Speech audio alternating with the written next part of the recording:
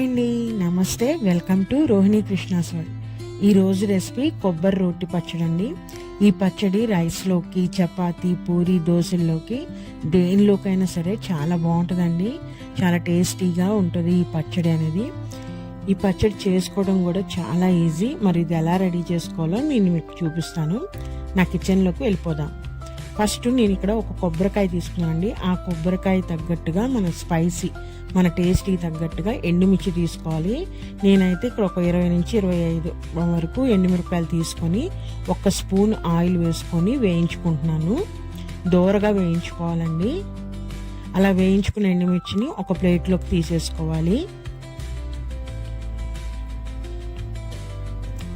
ఇప్పుడు అదే ప్యాన్లో మనము ధనియాలు వేసుకోవాలండి. ఒక కొబ్బరికాయ కాబట్టి అంటే క్వాంటిటీ తక్కువగానే ఉంది కాబట్టి ఒక 2 స్పూన్లంత ధనియాలు వేసుకుంటున్నాను. ఈ ధనియాల్ని మనము వేయించుకోవాలి.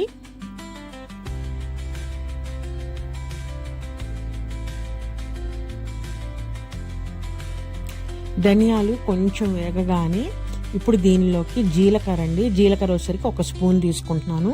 ఇప్పుడు ఈ ధనియాలు జీలకర్రని మనము మాడిపోకుండా 1 నిమిషం పాటు ఫ్రై చేసుకోవాలి. ఆ ధనియాలు జీలకర్ర వేగుతుంటే మంచి సువాసన వస్తుందండి. అలా వచ్చే వరకు వేయించుకొని ఇంకా స్టవ్ ఆఫ్ చేసేసుకోవాలి మనము.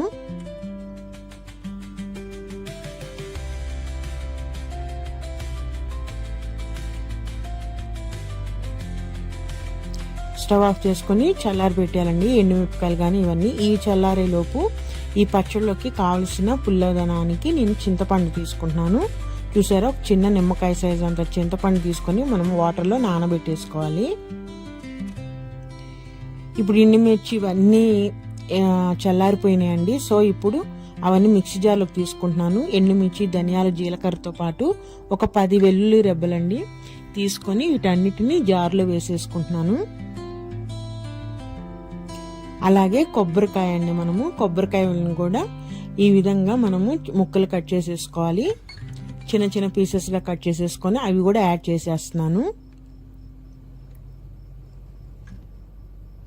అలాగే మనం ఇందాక నానబెట్టుకున్నాం కదా చింతపండుని, ఆ చింతపండు మొత్తం వేసేస్తూ ఆ వాటర్ని కొంచెం కొంచెం వేసుకుంటూ మనము పచ్చడిని గ్రైండ్ చేసుకోవాలి. అలానే సాల్ట్ అండి, మన టేస్ట్కి తగ్గట్టుగా సాల్ట్ వేసేసుకొని దీన్ని మనము మెత్తగా గ్రైండ్ చేసేసుకోవాలి.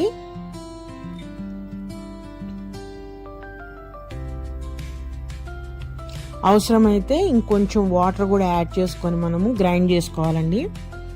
ఫస్ట్లోనే వాటర్ పోసేస్తే కొబ్బరి అనేది నలగదు. సో కొంచెం కొంచెం వాటర్ పోసుకుంటూ మనం ఈ విధంగా గ్రైండ్ చేసేసుకోవాలి పచ్చడిని.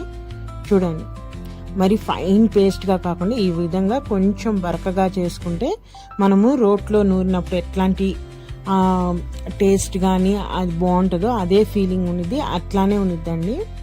సో ఇప్పుడు దీన్ని తాలింపు పెట్టేసుకున్నాము. ఇక్కడ నేను తాలింపుకి ఒక గిన్నె పెట్టేసుకుని ఒక 2 స్పూన్లంత ఆయిల్ వేసేస్తున్నాను.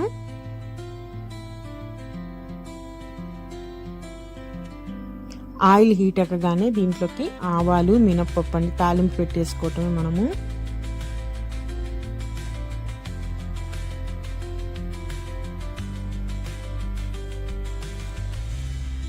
కొంచెం జీలకర్ర, ఒక 1/2 స్పూన్ అంత జీలకర్ర వేసుకుంటున్నాను. అట్లానే ఎండుమిర్చి అండి.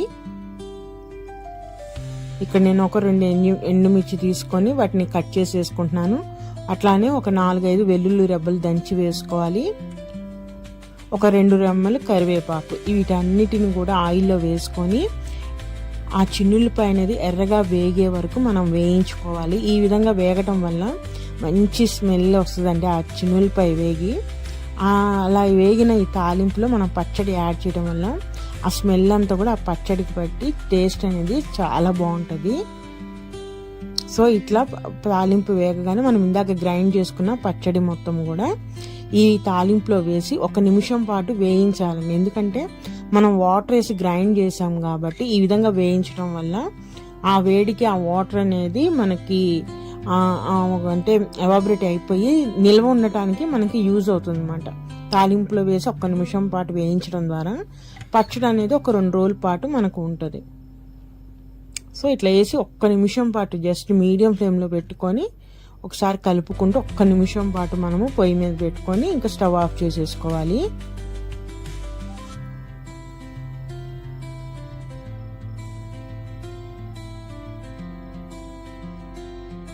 చూసారా ఈ విధంగా ఉంటుంది.